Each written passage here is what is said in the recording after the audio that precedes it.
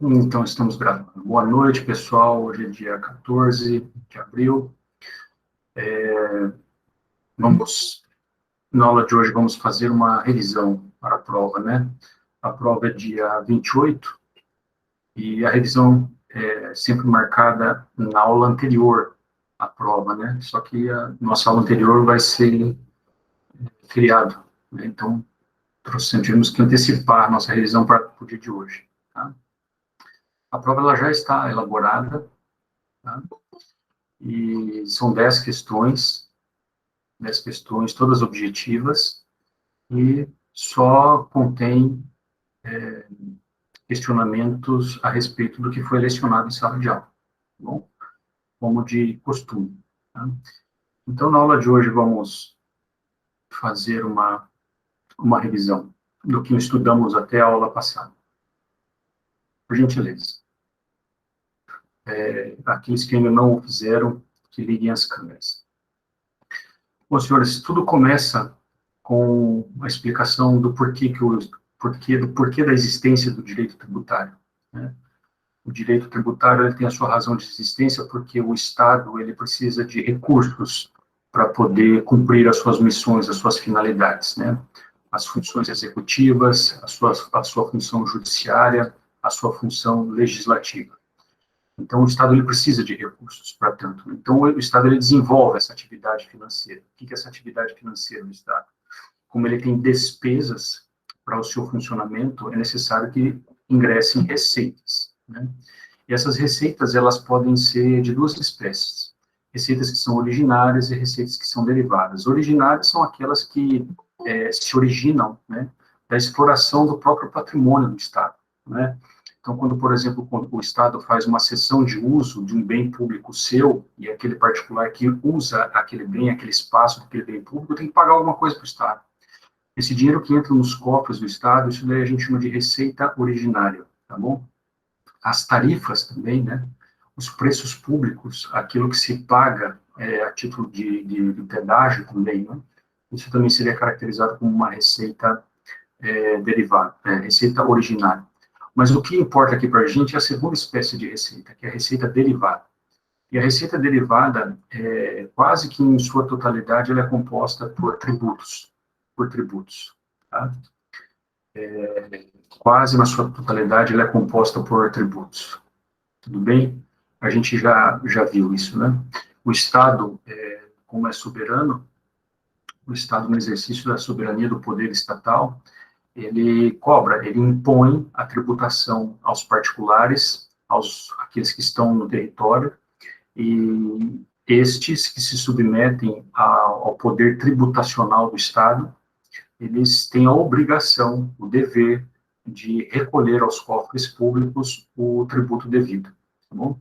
Então, essa imposição que o Estado tem, né, essa força, essa imposição que o Estado tem de obrigar o cidadão a recolher tributos, isso a gente chama de poder financeiro, ok?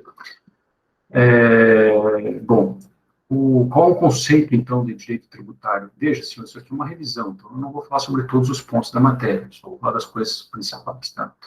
Então, o que é o direito tributário nesse ponto de vista, né? É um ramo do direito público, que regula as relações entre o Estado, e aqui a gente fala fisco ou a fazenda pública, né, e as pessoas que estão sujeitas às imposições de natureza tributária, né.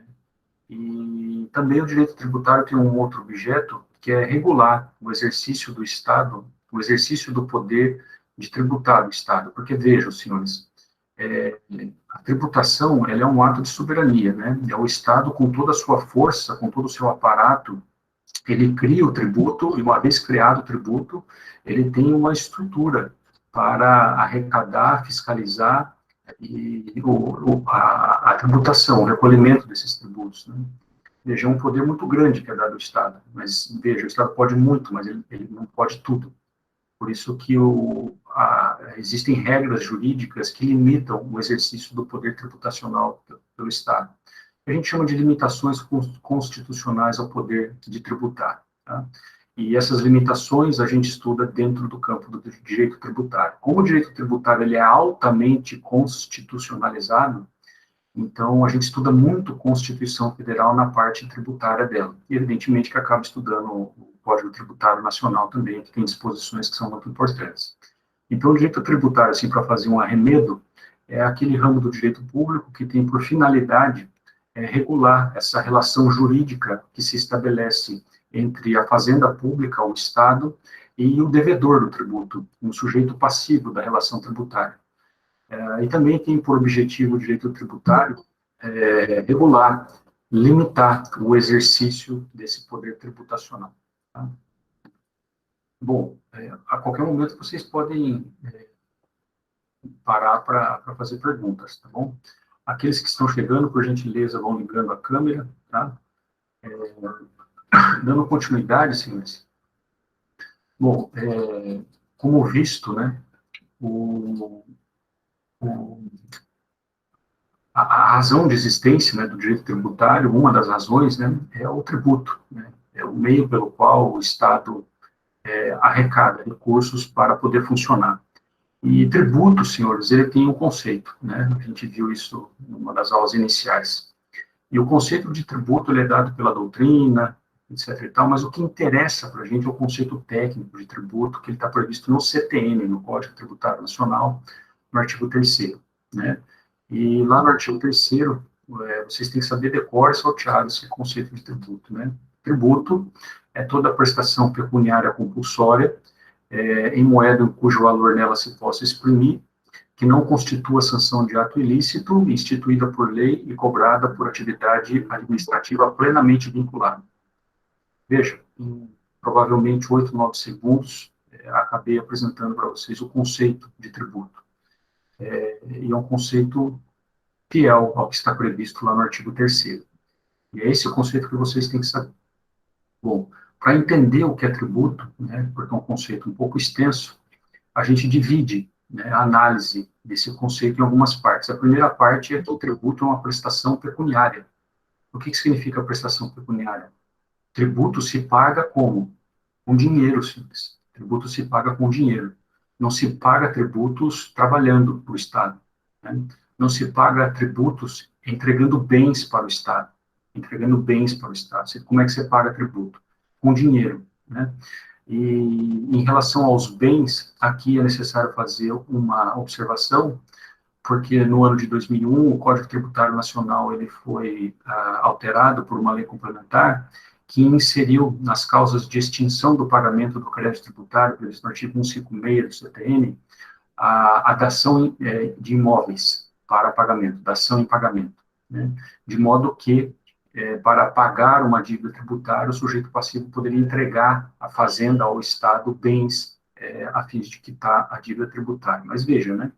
Apesar de ser uma flexibilização, esse primeiro elemento conceitual de tributo, né, que tributo é prestação pecuniária, dinheiro, aqui a gente tem que fazer uma observação que é no seguinte sentido: embora se entregue bens, né, como isso é feito dentro de uma execução fiscal, esse bem, ele provavelmente ele vai ser vendido em asta pública, né, e ele vai ser transformado em dinheiro.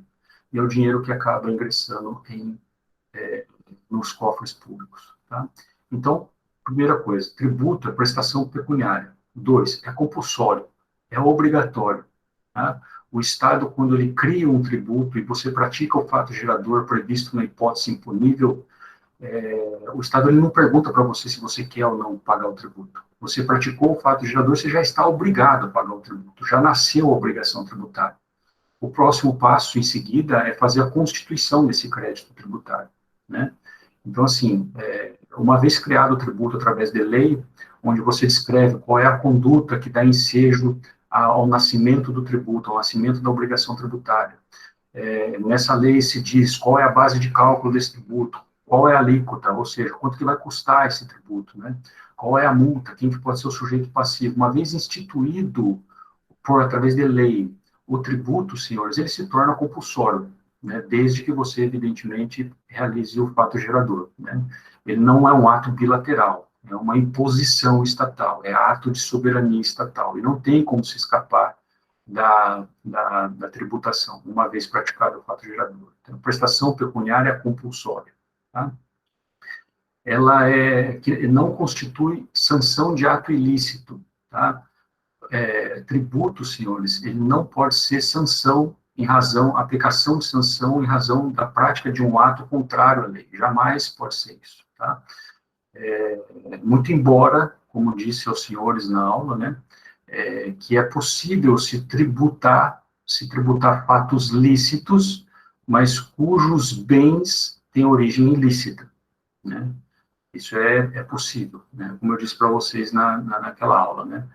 Aqueles que praticam atos de corrupção, aqueles que praticam sonegação fiscal, aqueles que se organizam criminosamente, os traficantes de entorpecentes, eles praticam atos ilícitos. Tudo isso é ato ilícito, mas eles obtêm renda com isso, eles obtêm dinheiro com isso, né? E uma vez comprovada a existência dessa renda, uma vez comprovada a aferição dessa renda, é perfeitamente possível se tributar a renda, tá? Mas veja, auferir a renda não é ilícito, auferir renda é lícito. O meio pelo qual o sujeito auferiu essa renda é que é ilícito. Tá bom? Então, tributo jamais pode ser sanção de ato ilícito. Tributo também, senhores, é instituído por lei. Instituído por lei. Como é que se cria um tributo? É só através de lei, tá? Não é o judiciário que cria tributo, não é o executivo que cria tributo, quem cria tributo é o poder legislativo, tá? Em regra, através de lei ordinária, em regra, através de lei ordinária. Mas a Constituição, em algumas hipóteses, prevê que a criação de alguns tributos se dê por lei complementar, tá? Mas a regra é que tributos sejam criados por lei ordinária. É possível a criação de tributo através de medida provisória? Sim, não há problema algum, tá? Existe uma exceção ali no artigo, não é uma exceção, uma observação, né? Que quando, através de medida provisória, se altera, majora alguns tipos de impostos, né? A lei tem que ser observado o princípio da anterioridade, tá? Medida provisória não pode versar sobre matérias reservadas à lei complementar. Então, aqueles tributos para os quais a Constituição diz que a sua criação depende de lei complementar, uma medida provisória jamais poderá criar um tributo nesse sentido, porque é proibido edição de medida provisória em matéria que é reservada à lei complementar. E, por fim, senhores, tributo cobrado mediante atividade administrativa plenamente vinculada. O que é isso, né? A cobrança do tributo, né, você vai lá, pratica o fato gerador, nasce a obrigação tributária, é feito o lançamento, desde que você não pague, né, não pagou o tributo, é feito o lançamento daquele tributo e se constitui o crédito tributário. Ele vai começar a ser cobrado administrativamente, tá? Essa cobrança se dá no início na via administrativa, onde você tem direito à defesa, ao contraditório, aos recursos que estão previstos no processo administrativo fiscal, ao menos segundo a lei federal do processo administrativo fiscal. E essa atividade, senhores, de cobrança, ela é administrativa, ela se dá na via administrativa, e ela é plenamente vinculada. O que significa isso, plenamente vinculado? Que todos os atos, a sequência de atos desse processo administrativo e fiscal, de como é que se dá a cobrança, para onde que vai o processo, não sei o quê, qual que é o próximo ato, qual que é o prazo, o que a administração pública pode fazer, o sujeito argumentou na defesa isso, aquilo, outro, o que a lei diz a respeito dessas argumentações, se eu posso ou não aceitar essas defesas do sujeito. Tudo isso, senhores, tudo que a administração pública fizer no processo administrativo fiscal é vinculado ao que diz a lei, de modo que, aonde eu quero chegar, que no processo administrativo fiscal não cabe juízo subjetivo de servidor público. Não cabe. Okay? Se a lei não diz nada a respeito de uma determinada coisa, não pode fazer, não tem autorização para fazer. Tá? Não tem viés subjetivo na cobrança de tributos. Okay? Isso para conferir o quê? Segurança jurídica. Segurança jurídica ao processo de cobrança. Alguém diz aqui que o áudio está bem baixo. Está bem baixo mesmo? Para mim tá bom o áudio. bom, professor. Tá bom o áudio? Aqui. Tá normal. Tá normal? Tá bom, professor. Tá, ô Lucas. Normalizou aqui, professor. Tá, isso, Tá. normalizou aqui. Beleza, então vamos lá. Então esse é o conceito de tributos, tá, senhores?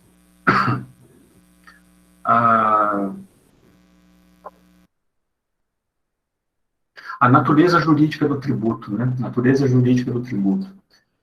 Tá detalhada no artigo 2º, no artigo 4º do CTN, e a lei diz que a natureza jurídica do tributo é determinada pelo seu fato gerador.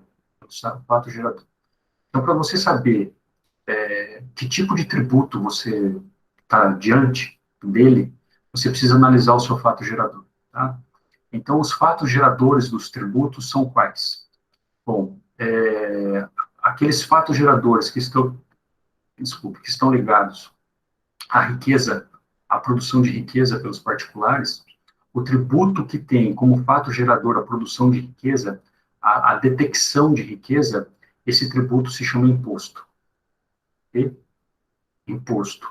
Imposto, ele nunca está vinculado, o seu fato gerador nunca está vinculado a uma atividade estatal. Tá? É tributo não vinculado à atividade estatal. Okay? As taxas estão vinculadas a uma atividade estatal. E o fato gerador de uma taxa é o quê? A prestação de um serviço público específico e divisível, prestado de forma efetiva ou colocado à disposição do contribuinte. Tá? Se está diante de uma lei e você lê um comportamento e ele se encaixa nisso que foi dito, prestação de um serviço público específico e divisível, prestado efetivamente ou colocado à disposição do contribuinte, ou a prestação efetiva do exercício de polícia, você está diante de uma taxa. Tá? E a taxa é tributo com atividade vinculada.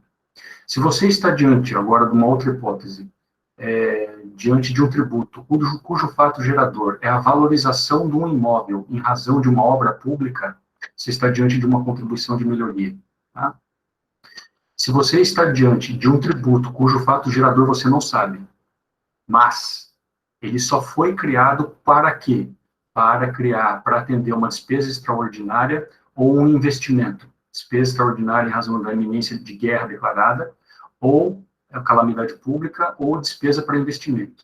Se você está diante de um tributo, que você não sabe o fato gerador, porque o fato gerador pode ser qualquer um, mas que o motivo autorizador da criação daquele tributo é uma dessas duas coisas, despesa extraordinária ou despesa para investimento, você está diante de um empréstimo compulsório.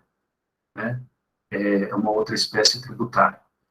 Não se esquecendo que é empréstimo compulsório, né? É empréstimo. Então, ele é um imposto, é um tributo restituível, né? É o único deles que é restituível, ele tem essa característica específica. E, por fim, senhores, há alguns tributos que o fato gerador deles não tem, assim, tanta importância, mas a receita deles é carimbada por uma determinada finalidade. Nesse caso, nós estamos diante das contribuições, tá? Professor, o senhor falou que a natureza jurídica do tributo é determinada pelo fato gerador, né? O imposto ficou claro, a taxa ficou clara, qual é o fato gerador, a contribuição de melhoria ficou clara também, qual é o fato gerador. Em relação ao empréstimo compulsório, o senhor falou assim, não sei qual é o fato gerador. Em relação à contribuição, o senhor também disse que também não importa tanto, mas importa qual é a finalidade do produto da arrecadação. Por que disso? Veja, senhores, o artigo 4º, que determina qual é a natureza jurídica de um tributo, ele está previsto no CTN, que foi escrito lá em 1966. Em 1966, o CTN adotava como existência de espécies tributárias apenas 3 espécies tributárias: os impostos, as taxas e as contribuições de melhoria. É por isso que tem essa redação. Só em 1988 é que veio os empréstimos compulsórios e as contribuições. Tá? E daí veio o tratamento constitucional a respeito delas. E não se disse qual é realmente o fato gerador dos empréstimos compulsórios e das contribuições. Na Constituição, artigo 195, você tem alguns fatos geradores, né? Mas, na verdade, é a incidência dela, né? Quem paga é o empregador, é o empregado, receita de prognóstico, aquilo que a gente viu na aula específica, tá bem? Ainda em relação ao artigo 4º, é importante notar que, para a definição da natureza jurídica do tributo, não importa qual é o nome que a lei deu àquele tributo que foi criado. Então, por exemplo, o exemplo clássico que foi dado para vocês foi a extinta CPMF, que é a Contribuição Provisória sobre Movimentação Financeira. Então, o nome dela era contribuição. Contribuição. Então, você pensa assim, é a 5ª espécie tributária. É lê do engano, né? Porque quando você via qual é o fato gerador da contribuição, ele estava ligado ao quê? À riqueza, à movimentação financeira. Só tem movimentação financeira, é fato presuntível de riqueza. Então, ela incidia sobre a riqueza. Então, isso é a contribuição à CPMF, a extinta CPMF, tinha essa natureza de imposto, embora o nome era contribuição. E a segunda coisa que importa em relação à natureza jurídica é que não importa qual é a destinação do seu produto para arrecadação, isso não influencia na natureza jurídica do tributo, para onde é que vai o produto da sua arrecadação. Tudo bem? Alguma dúvida? Não? Bom, senhores, em relação à classificação dos tributos, como eu disse para vocês, né, o CTN adota uma classificação tripartite, né, são espécies tributárias pelo CTN, os impostos, taxas, contribuição de melhoria, e atualmente, né, depois do advento da Constituição Federal de 1988, a doutrina e o STF, majoritariamente, entende que são espécies tributárias, sim, os impostos, a taxa, contribuição de melhoria, os empréstimos compulsórios e as contribuições, tá? É isso que vale atualmente, tá bom? É uma teoria pentapartite da classificação dos tributos. Tá? Ainda os tributos, eles podem ser classificados em vinculados a uma atividade estatal e não vinculados a uma atividade estatal. Né? Vinculados à atividade estatal, a gente tem as taxas e as contribuições de melhoria. Né? Os demais são tributos não vinculados à atividade estatal. Tá? Função dos tributos, senhores, função dos tributos. Os tributos, eles têm três funções, né? A primeira função é a função fiscal, ou fiscalidade, né? É a arrecadação. O tributo tem essa finalidade, é arrecadar, trazer dinheiro para dentro do cofre público para que o Estado possa funcionar, tá? Essa é a função dos tributos. Todos os tributos têm essa função. A segunda função dos tributos é extrafiscal. Aí só alguns tributos é que tem essa função extrafiscal. Além da função fiscal, ele tem uma função extrafiscal. O que é essa função extrafiscal? Utiliza-se determinados tributos para regular a ordem econômica ou para proteger a saúde pública, por exemplo. Então, veja, existem alguns impostos que têm essa índole extrafiscal. Impostos que o Poder Executivo pode aumentar ou diminuir a alíquota deles, a fim de proteger a economia nacional ou a saúde pública. Então, veja, quando se está se importando muitos bens que são supérfluos para o Brasil, e o governo entende que isso não é muito bom para a economia, o que ele faz? Vai lá e aumenta a alíquota do imposto de importação em relação àqueles determinados bens. O que se pretende com isso? Que se diminua a importação desses tipos de bens, né?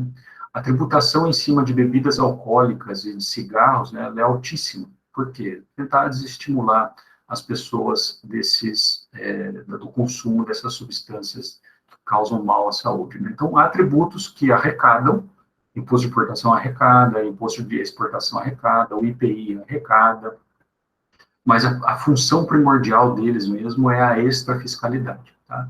E existem tributos que são parafiscais. O que são tributos parafiscais? Veja, a criação do tributo é de um ente político, né? Mas o ente político, ele passa por uma pessoa jurídica as funções de arrecadar e fiscalizar esse tributo, né? E o caso clássico aqui são os conselhos profissionais, os conselhos de classe, né? Então, nós temos os conselhos de engenharia, que eles podem cobrar contribuições, né, dos seus associados, né, dos engenheiros, né?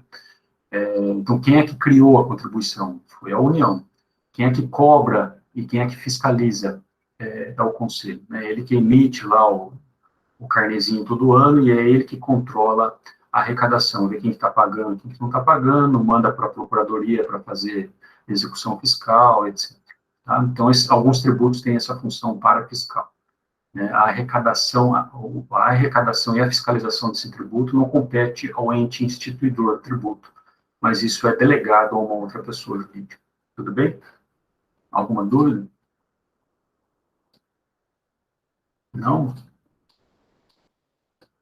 Bom, então vamos conversar sobre as espécies tributárias, né, senhor? As espécies tributárias. Quais são as espécies tributárias que a gente tem? Bom, segundo a Constituição Federal, nós temos 5 espécies tributárias: os impostos, taxas, contribuição de melhoria, os empréstimos compulsórios e as contribuições. Tá? E todos têm tratamento constitucional. Como eu disse para vocês, o direito tributário ele é altamente constitucionalizado. Tá? Então, existem alguns artigos na Constituição que tratam apenas de impostos, outros artigos que tratam apenas de taxa, pouquíssimos artigos que tratam de empréstimo compulsório, alguns artigos tratam das contribuições e um artigo só trata do empréstimo compulsório. Tá? Bom, vamos falar um pouquinho a respeito dos impostos. Tá? O fato gerador do imposto está previsto no artigo 16 do CTN, que diz que o fato gerador do imposto é uma obrigação que se origina independente de qualquer atividade do Estado, né? Ela nasce em razão do comportamento do contribuinte. Esse comportamento dos contribuintes sempre está ligado à produção de riqueza. Tá? Por isso que o imposto ele é um tributo não vinculado. Tá? E a arrecadação do imposto também não é vinculada. Não é vinculada. Né? Você não arrecada imposto, aquele produto da arrecadação ele é carimbado para atender uma determinada despesa pública. Isso é vedado pelo artigo 167, parágrafo 4º do inciso 4º da Constituição. Existem 3 exceções, né, que os impostos, a arrecadação de imposto pode ser vinculada a algumas atividades, né, como, por exemplo, a repartição do produto da arrecadação. Como eu disse para vocês, por exemplo, o imposto de renda, ele é um imposto federal, ele é de competência da União. Então, quem institui o imposto de renda é a União, quem cobra o imposto de renda é a União, quem arrecada o imposto de renda é a União. Só que a União não fica com 100% do imposto de renda que foi arrecadado. Ela tem que repartir um pedaço desse imposto de renda com os outros entes tributantes. Tá? Então, essa aqui é uma exceção, a não vinculação da arrecadação de impostos. Bom? Vocês entenderam? Não, se ninguém fala nada, acredito que entendeu. Né? E os impostos, senhores, eles têm competência privativa, né? A competência para instituir os impostos é privativa. Então, nós temos lá os impostos que são privativos da União, dos estados e dos municípios, tá? Quais são os impostos que são privativos da União? Imposto de importação, imposto de exportação, imposto sobre proventos e rendimentos, imposto de renda, né? Imposto sobre operações financeiras, o imposto sobre produtos industrializados, o imposto sobre grandes fortunas, imposto residual e o imposto extraordinário de guerra. Tá? Tudo bem? Só a União é que pode instituí-los. Tá? Impostos dos estados, quais são eles? O ICMS, né, Imposto sobre Circulação de Mercadorias, Bens e Serviços, o IPVA, Imposto sobre Propriedade de Veículo Automotor, e o imposto, o ITCMD, Imposto de Transmissão de Bens Móveis Causa Mortes. Okay? Os impostos municipais, que competem aos municípios, são o IPTU, Imposto de Propriedade Territorial Urbana, o ISS, Imposto sobre Serviços, e o ITBI, o Imposto sobre Transmissão de Bens Imóveis. Okay? Os impostos do Distrito Federal. Bom, como o Distrito Federal ele tem tanto competência de municípios quanto de estados, a competência tributária do Distrito Federal abrange tanto os impostos que são dos estados quanto os impostos que são dos municípios. Tudo bem? Alguma dúvida? Pô, imagino que vocês estão sabendo tudo, né? Nota 10 aí para a prova.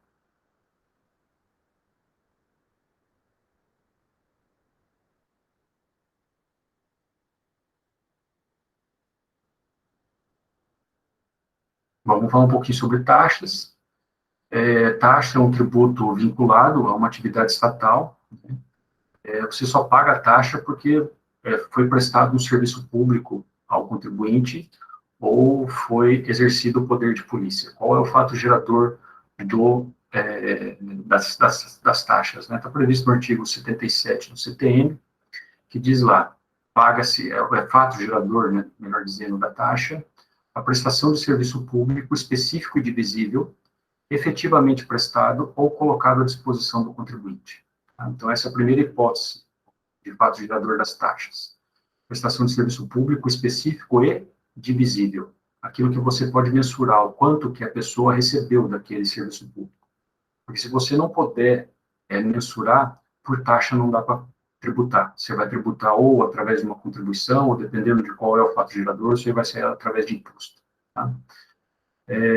O serviço tem que ser específico e divisível, de modo que, se o serviço for indivisível, não dá para cobrar através de taxa. O exemplo que eu dei para vocês é o serviço de segurança pública, não dá para cobrar, né? Ele é custeado por quem? Através de impostos. Tá? O serviço de iluminação pública, não dá para saber o quanto que você recebe, né, da luz do poste, não dá para dividir isso, né? Como é que é cobrado, né? Como é que é custeado o serviço público de iluminação pública? Porque é um serviço público, né? Mas ele é indivisível, é um serviço universe. Como é que ele é cobrado? Como é que ele é cobrado? Ele é cobrado através de contribuição, prevista no artigo 149-A da Constituição, contribuição de iluminação pública. Foi colocada na Constituição depois que o STF julgou inconstitucional as taxas municipais sobre iluminação pública, porque os municípios cobravam, pela iluminação pública, por esse serviço, eles cobravam taxa. E de tanto ser julgado inconstitucional isso, a Constituição foi alterada. Falou assim, você quer cobrar a iluminação pública? Pode cobrar, mas não pode ser taxa, vai ter que ser através de uma contribuição. Contribuição de iluminação pública está previsto no artigo 149-A da Constituição. Tá? E existe um segundo fato gerador das taxas, que é o efetivo exercício do poder de polícia. Então, aqui é efetivo, né? Então, não pode ser só colocado à disposição, tem que efetivamente ser exercido o poder de polícia. O que é o poder de polícia? É a limitação que o Estado produz em cima de liberdades e patrimônio dos particulares em prol do interesse público. Então, ele pode cobrar taxa em razão disso, né?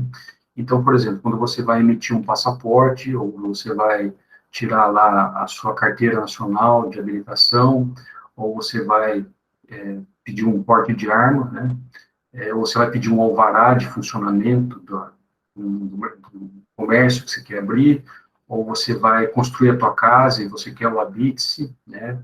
Então, é o Estado que exerce o poder de polícia. Tá? Tudo isso é exercício de poder de polícia, cobra-se taxa para isso. Tá bom?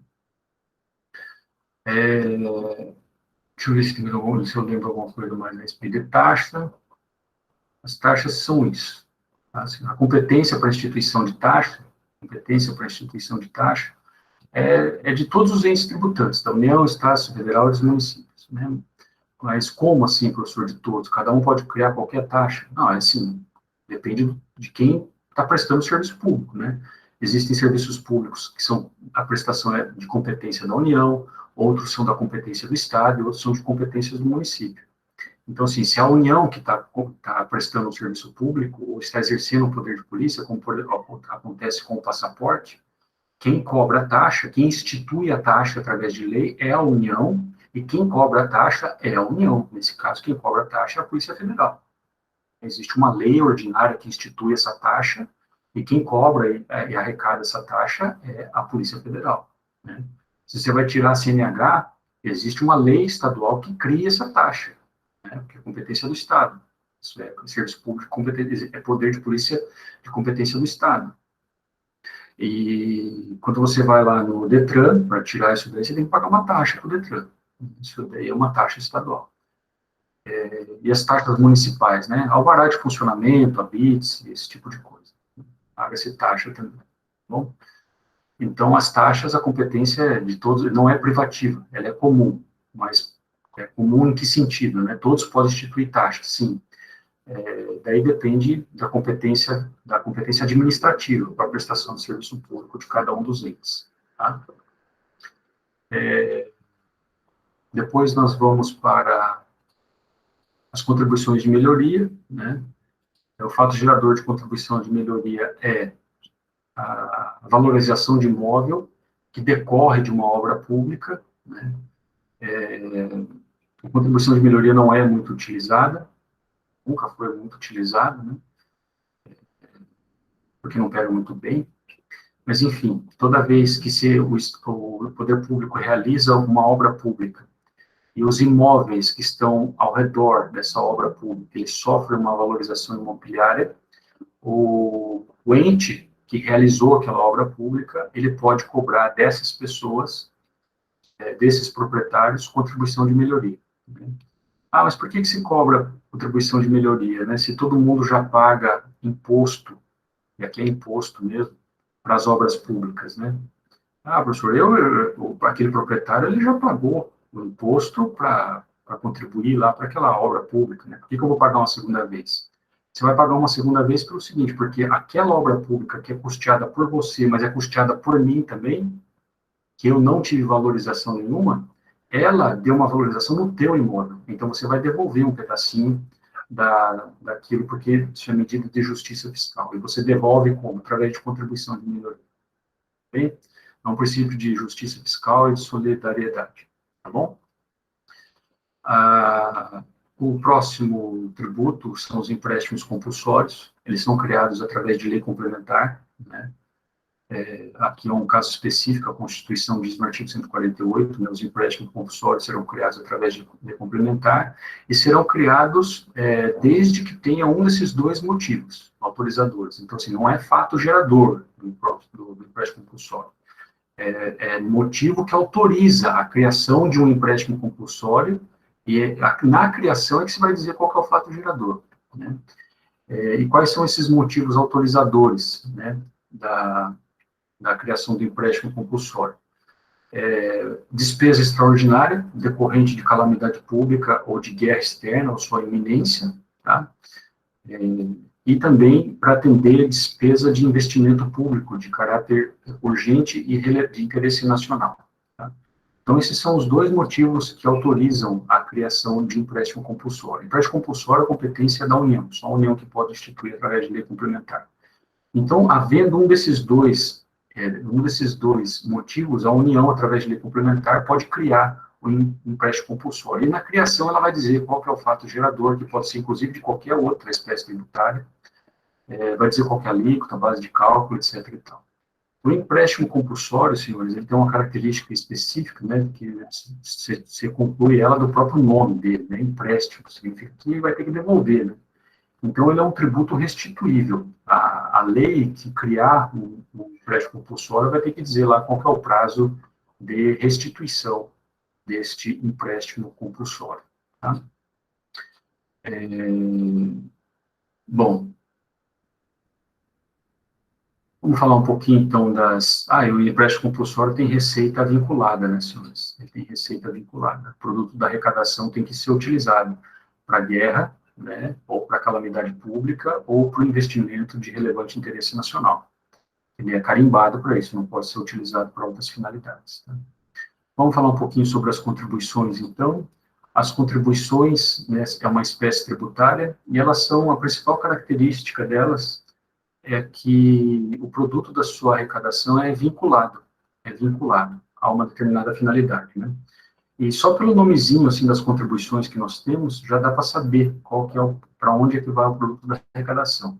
Então, primeiro a gente tem aquelas contribuições que são destinadas à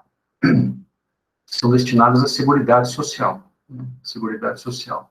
O que é Seguridade Social, senhores?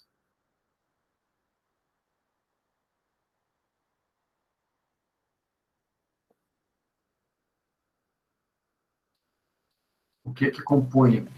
Professor, eu não sei te dizer direitinho o conceito aí, mas é aposentadoria, seguro de acidente, essas coisas. Tá, então vamos lá. A contribuição para a Seguridade Social, senhores, o que é Seguridade Social? É uma atividade do Estado e ela abrange o quê? Previdência, saúde e assistência social. Então, para a prestação dessas atividades, assistência social, saúde e previdência, o Estado pode instituir contribuição social sobre a previdência, contribuição para a Seguridade Social. Essa contribuição está prevista onde? No artigo 195 da Constituição. Está prevista no artigo 195.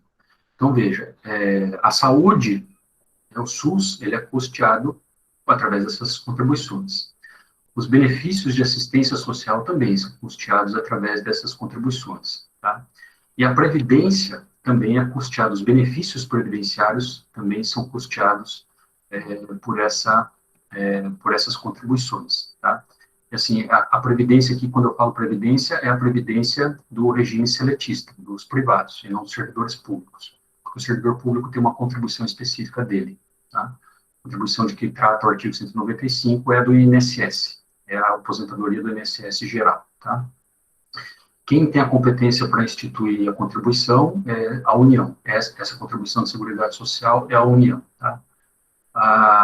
Depois nós temos contribuições sociais residuais, porque caso falte dinheiro, né, a Constituição já autoriza que a União crie contribuição residual, tá? Incidente sobre alguma outra coisa, né? Essa contribuição do artigo 195, ela incide sobre a receita do empregador, incide sobre folha de salário do empregado, sobre receita de prognóstico e o lucro da empresa, tá bom?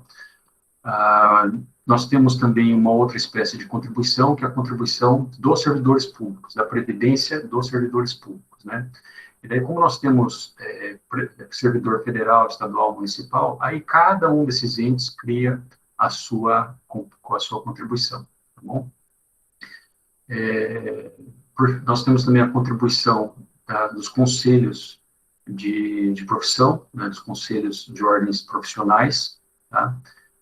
Que são os CREAs, a OAB, né, Conselho de Medicina, essas coisas, né, que é voltado para, esse dinheiro é voltado para o funcionamento dos próprios conselhos, né, a estrutura dos próprios conselhos. Nós temos também a contribuição de intervenção no domínio econômico, que tem função extrafiscal, né, a CID, né, tem pelo nome CID. Ela incide sobre alguns fatos geradores que são indicativos de riqueza, né, mas a função é extrafiscal, tá, é para regular a ordem econômica em alguns pontos, tá. E, por fim, nós temos as contribuições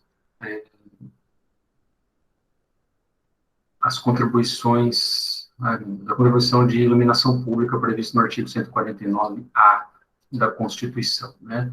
Da prestação do serviço público de iluminação pública, a Constituição autoriza a criação da contribuição para a iluminação pública, custeio da iluminação pública. Tudo bem, senhores?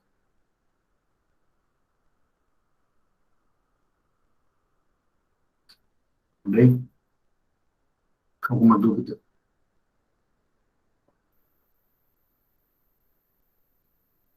Bom, então vamos passar então para a próxima aula. Vamos conversar sobre competência tributária.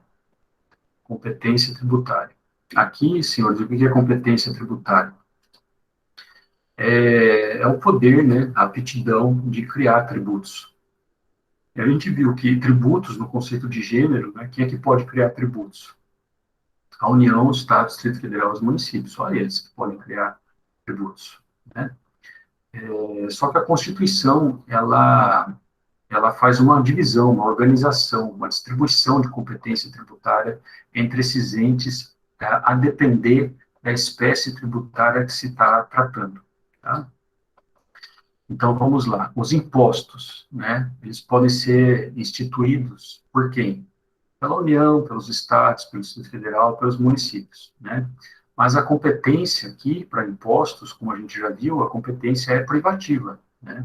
Privativa em que sentido? A União tem o seu rol de impostos, só ela pode instituir aqueles impostos, os estados também, os municípios também, né? E a gente tem que saber, decore salteado, qual é esse rol, né? Então, a competência em relação aos impostos, ela foi dada pela Constituição a cada um dos entes tributantes, mas não é uma competência comum, é uma competência privativa. De modo que, se o imposto de renda, pela Constituição, a competência é da União, não pode um Estado querer instituir imposto de renda, não pode um município querer imposto de renda.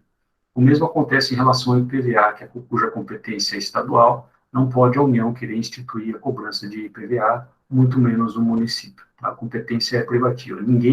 Um ente não pode se imiscuir na competência do outro. A gente já vai relembrar quais são as características da competência.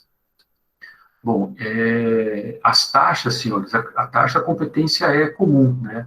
Os 4 entes, eles podem instituir taxas, né? Os 4 entes podem instituir taxas, né? Por que pode instituir taxas? Porque cada um desses entes, eles têm competência para prestar serviço público específico e divisível, prestado ou colocado à disposição e exercício de poder de polícia, né? Cada um deles tem competência administrativa, cada um deles pode prestar o seu serviço público. E da prestação de serviço público nessas condições, eles podem instituir a criação de uma taxa. Então, a cobrança de taxa, a instituição de taxa, a criação de taxa, a competência é comum entre todos os entes tributantes. A contribuição de melhoria, senhores, que é aquela valorização imobiliária de que decorre de uma obra, a competência também é comum entre os entes tributantes. A União, Estados Federal, municípios, eles podem instituir contribuição de melhoria, né? Se a obra for federal, evidentemente, que competirá à União a cobrança. Se a obra for estadual, competirá aos estados e assim por diante, tá?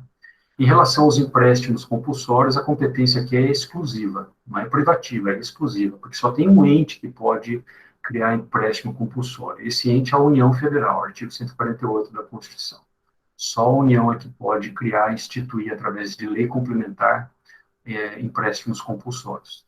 Em relação às contribuições, senhores, bom, aqui a gente daí tem que ver contribuição por contribuição, né? Como eu disse para vocês, a contribuição para a Seguridade Social, ela é de competência da União, a contribuição à CID também é de competência da União, a contribuição dos servidores públicos, aí cada ente, em relação ao seu servidor público, cria sua contribuição específica, a contribuição em relação às categorias profissionais, né, como isso são autarquias federais que regulamentam, então a competência também é federal, e por fim, nós temos a contribuição da iluminação pública, que a competência é dos municípios e do Distrito Federal, né, dos municípios e do Distrito Federal.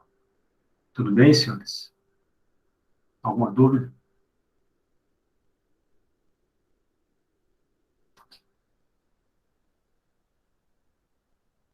Não? Tudo bem. Então, vamos lá. Características da competência tributária. Características. A primeira característica é que a competência tributária ela é indelegável. Algum vizinho aqui está meio louco. A primeira característica é que... Até perdi a linha do raciocínio. Que ela é indelegada. Ela é indelegável. Obrigado, Carlos. O que significa que ela é indelegável? Que não pode delegar. Não pode delegar para quem? É privativa Para da outro pessoa. ente tributante. Não pode tributar. Então, assim, a União não quer mais criar o imposto de renda, quer passar para o Estado mesmo. Não pode. Não pode fazer isso. Competência tributária foi conferida pela Constituição a cada um dos entes tributantes, e os entes tributantes, eles não têm autorização constitucional para ficar trocando de competência tributária. Eu não gostei muito do imposto de renda, é muito trabalho, né? Alguém quer, vamos trocar o imposto de renda pelo IPVA, que é mais fácil? Não existe isso, né? Cada um tem a sua competência, e essa competência ela é indelegável entre os entes tributantes, tá bom? A segunda característica da competência tributária, né, é que ela é irrenunciável. Ela é irrenunciável, né? O ente tributante, né, que recebe da Constituição a competência para instituir tributos, ele não pode renunciar, né, à instituição, à competência tributária. Ele não pode abrir mão da sua competência tributária. Veja, aqui a gente já liga a terceira característica. A competência tributária ela é facultativa. Então, veja, primeiro, a competência tributária ela é irrenunciável. Você recebeu da Constituição, você não pode renunciar, você não pode abrir mão dela. Mas isso não significa que você tenha a obrigação de instituir o tributo cuja competência lhe foi outorgada pela Constituição.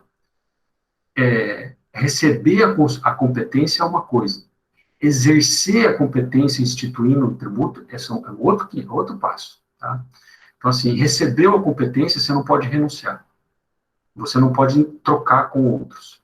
Agora, exercer a competência através da criação do tributo, isso é facultativo. Então, veja, um exemplo clássico que a gente tem é o imposto sobre grandes fortunas.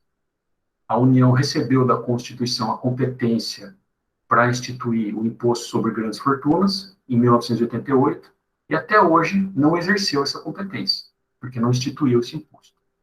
Empréstimo compulsório é outro exemplo. A Constituição conferiu, entregou, atribuiu à União a competência tributária para os empréstimos compulsórios, só que a União até hoje não exerceu essa competência, porque não criou empréstimo compulsório. Então, veja, a competência ela é irrenunciável, mas ela é facultativa. Tá? Por fim, a competência ela é incaducável, né? Assim, incaducável. O que significa isso? Né?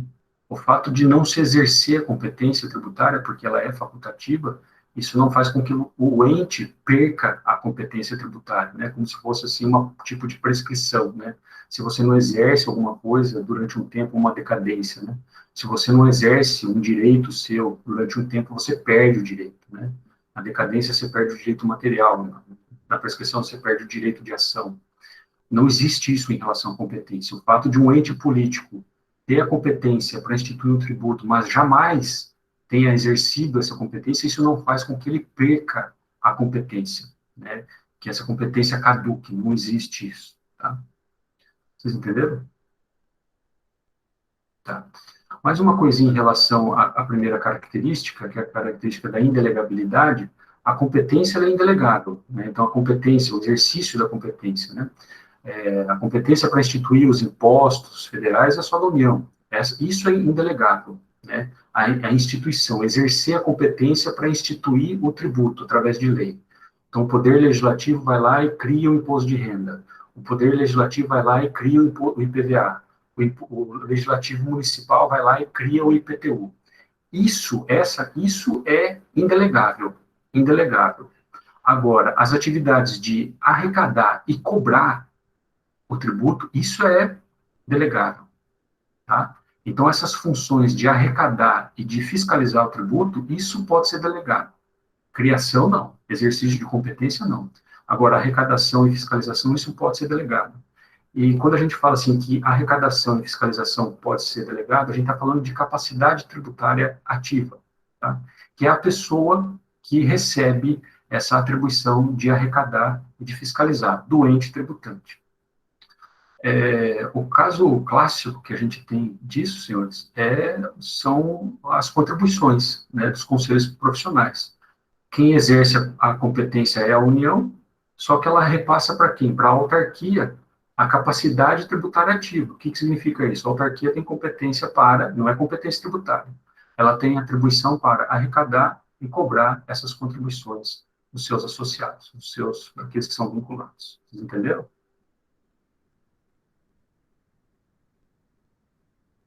Tá. Vamos conversar, então, sobre o último ponto, que é a imunidade tributária. Tá? Que a gente só conversou sobre a parte geral das imunidades, não conversamos sobre as imunidades em si. Tá? O que é imunidade tributária, senhores? Imunidade tributária é a primeira espécie de limitação constitucional ao poder de tributar.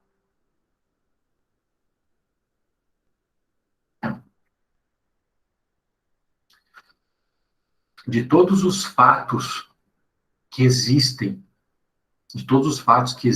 na sociedade, a Constituição, a própria Constituição diz assim, ó, esse fato aqui, essa pessoa aqui, ela é imune a tributo. Ela é imune ao imposto. Ela é imune a algum tributo. Então, quer dizer, isso significa o quê? Quando se for criar aquele determinado tributo, a lei que cria, ela jamais vai alcançar aquele fato que foi tornado imune ou aquela pessoa que foi tornada imune. Ok? A imunidade, senhores, sempre tem natureza constitucional. A imunidade só está prevista na Constituição. Não tem imunidade prevista em lei ordinária, nem lei complementar. Todas as imunidades estão previstas na Constituição. E as imunidades não estão previstas só ali naquela parte tributária da Constituição, elas estão espalhadas também pela Constituição Federal. Tá? A imunidade, como eu disse para vocês, não é apenas sobre uma determinada espécie de tributo, embora a maioria delas se refira a impostos. Mas a gente tem na Constituição imunidade sobre taxa. Lá no artigo 5º da Constituição diz, se você quiser obter uma certidão de nascimento, a primeira via é gratuita, é isento de taxa. Então, isso é uma imunidade. Embora esteja escrito ali isenção, que é um outro fenômeno tributário, ali se trata de uma imunidade, só pelo fato de constar na Constituição. Então, todo artigo da Constituição que você lê, fala assim, e está escrito assim, aqui não se paga, é isento de tributo, é isento de imposto, é imune a imposto, não incide imposto. Nesse sentido, você está diante de uma imunidade tributária. Toda vez que tiver escrito alguma coisa assim, você está diante de uma imunidade tributária. Tá?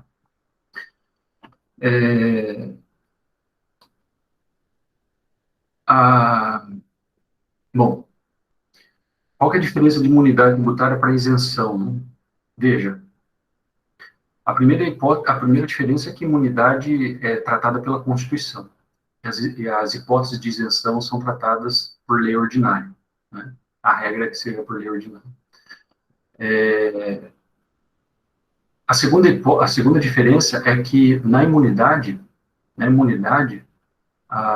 ela não deixa que a hipótese de incidência prevista na lei criadora atinja algumas pessoas, alguns bens. A imunidade, ela protege pessoas, bens, do alcance da lei tributária. A isenção é diferente, senhores. Na isenção, a lei tributária que criou o tributo, ela alcança as pessoas e os bens. O fato gerador acontece. Só que a pessoa é isenta. Não nasce a obrigação tributária. Então, por exemplo, para as pessoas no Brasil que ganham no mês, né, melhor dizendo, no ano, né, até R$ 28.000, só vou dar uma atualizada, né, uma generalizada, as pessoas no Brasil que oferem renda no ano até R$ 28.000, elas oferem renda. Veja, elas oferem renda. Ela praticou o fato gerador do imposto de renda. Ela praticou o fato, quer dizer, a lei do imposto de renda alcançou ela. Só que ela é dispensada do pagamento do tributo. Ela é isenta do imposto de renda. Não paga imposto de renda. Você veja, diferente de imunidade. Vou dar um exemplo de imunidade para vocês em relação a impostos também. Veja. Existe uma imunidade que se chama imunidade recíproca. O que é imunidade recíproca? Os entes tributantes, União, Estados, Federal e municípios, eles não podem cobrar impostos um dos outros. Qualquer imposto. Tá? Então, por exemplo, a União tem carro? Tem. Tem veículo automotor? Tem. Ela é proprietária de veículo automotor? É. Ela paga IPVA? Não. Porque existe uma imunidade. Os entes tributantes não podem cobrar impostos uns dos outros. Eles são imunes. A lei do IPVA sequer chega nos automóveis da União. A lei estadual do IPVA sequer chega nos automóveis da União.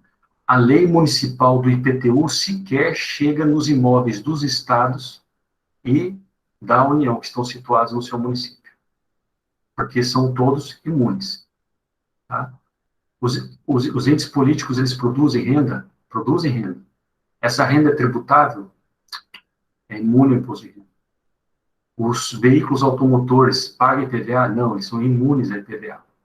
IPTU é imune a IPTU. Tá? É só sobre impostos, tá? Só sobre impostos.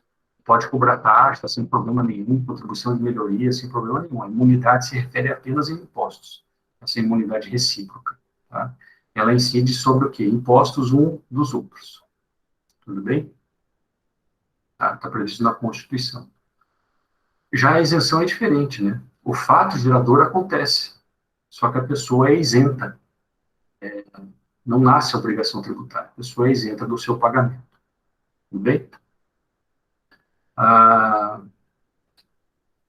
Ainda, né? A classificação das imunidades, né? Veja, as imunidades, senhores, elas podem ser genéricas e específicas, né? Elas podem ser genéricas e específicas. Serão específicas, né, quando se refere a um imposto específico ou uma taxa específica. A imunidade é específica. Como você tem em caso de ITBI, de ICMS, das taxas lá que está no artigo 5º da Constituição. E você tem imunidade que é genérica, né? Assim, por exemplo, imunidade recíproca. Os entes tributantes não podem criar impostos, cobrar impostos uns dos outros. Qual é o imposto? Qualquer imposto. Está falando de imposto específico. Qualquer imposto. Isso é uma imunidade genérica, né? As imunidades que incidem sobre os templos, imunidade de templos religiosos, né? Templo de qualquer religião, né? Não pode cobrar, é uma imunidade genérica, né? A imunidade sobre livros, papéis e jornais, né? Também. Qual livro? Qualquer livro, qual jornal? Qualquer jornal. Ah, esse jornal é de esquerda, de direita, aqui, tributo. Não, imunidade é para qualquer um. Isso é uma imunidade genérica. Existem imunidades que são também objetivas e subjetivas. Tá? Imunidades subjetivas e objetivas. Imunidade objetiva é aquela que recai sobre um determinado bem. Então, por exemplo, a imunidade sobre livros, papéis e jornais periódicos, né? Essa é uma imunidade que recai sobre bens. Então, é uma imunidade objetiva. Tá? Agora, a imunidade subjetiva é aquela que recai sobre uma determinada pessoa. A imunidade recíproca é uma imunidade subjetiva. Por quê? Ela recai sobre os entes tributantes. Os entes tributantes não podem cobrar impostos uns dos outros. Tá? Nós temos também imunidades que são condicionadas e incondicionadas, né? Bom, aqui a própria palavra já diz o que é, né? Há imunidades que, para você usufruir da imunidade, para você ser imune, você precisa atender algumas condições, né? Então, por exemplo, as entidades de beneficência social, de assistência social e as instituições de ensino, né, sem finalidades lucrativas, elas são imunes, elas têm imunidade tributária de impostos, né? Mas desde que elas atendam os requisitos previstos na lei complementar, na lei específica, que é o artigo 14 do CTN. Então, elas precisam provar para um determinado órgão, né, que são 3 ministérios que fazem isso, né? Elas têm que provar para esse órgão que elas cumprem essa finalidade, e esse órgão emite um certificado para elas, que chama SEBAS. A partir do momento que tem esse SEBAS, aí sim ela é imune. Aí ela está dispensada, ela não paga mais aquele tributo, imunidade tributária, tá? Então, assim, as APAES da vida, né, elas são todas entidades de beneficência social. E elas vão até o ministério correspondente para solicitar esses SEBAS. Solicitou esses SEBAS, a Receita não pode mais cobrar a contribuição, por exemplo, delas. Não pode mais cobrar COFINS, não pode mais cobrar PIS delas, tá? Porque elas são imunes a partir daquele momento, tá? Então, essas são imunidades condicionadas. Agora, existem imunidades que são incondicionadas. A Constituição, quando fez a previsão da imunidade, não disse absolutamente nada. Não estabeleceu nenhuma condição, não sujeitou ela à obediência de requisitos posteriores. É o caso, por exemplo, da imunidade recíproca. Está escrito lá. União, Estado Federal e os municípios não podem cobrar uns dos outros impostos. Não pode. Tem algum requisito? Não tem requisito nenhum. Então, não pode, é uma imunidade incondicionada.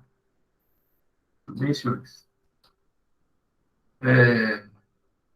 Eu acho que era isso. Professor, Oi. professor, uma dúvida, talvez eu não entendi direito. A questão de multa de estrada, multa de trânsito, ela se encaixa em que tipo de arrecadação? Isso é multa, isso não é tributo. Isso é consequência de ato ilícito. É lavrado um auto de infração. Não entra em tudo isso, então? Não. Ela é uma coisa à parte? Isso. Ok. Isso não é tributo. Isso não é tributo, tá? Entendi. Porque tributo não é sanção de ato ilícito. Se você toma uma multa de trânsito porque você ultrapassou a velocidade permitida, você praticou um ato ilícito, né? E a consequência jurídica disso é a lavratura de um auto de infração aplicando a você uma multa e as demais consequências, né?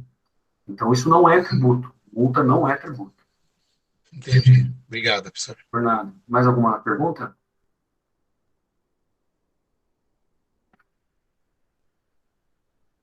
Não, senhores? Então, tá bom. Eu agradeço muito a paciência com que vocês me ouviram nessa revisão.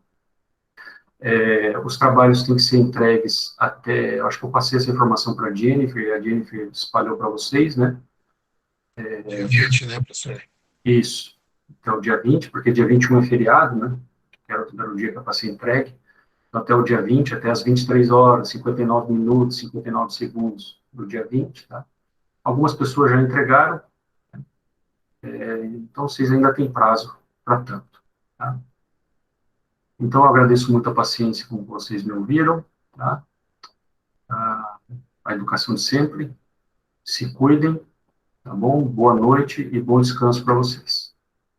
Boa noite. Boa noite, professor. Valeu, professor. Boa noite. Bom final de semana. Boa noite, professor. Boa noite, professor. Tchau, tchau.